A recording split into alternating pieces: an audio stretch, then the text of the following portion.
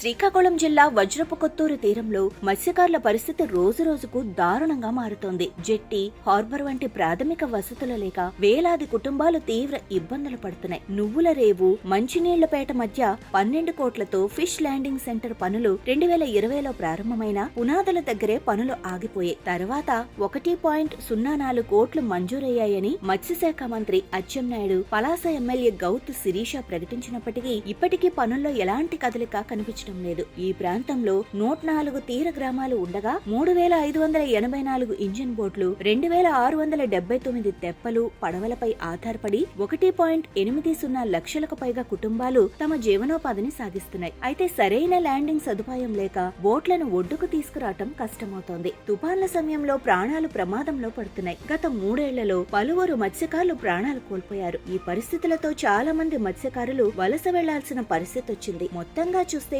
హామీల తీరానికి చేరకపోతే మత్స్యకారుల జీవితం ఒడ్డుకే పరిమితమవుతోంది. Indian sea food consumption revolution మొదలైంది. మేము వేస్తున్న ఈ మొదట అడుగులో మీరు భాగమవ్వండి.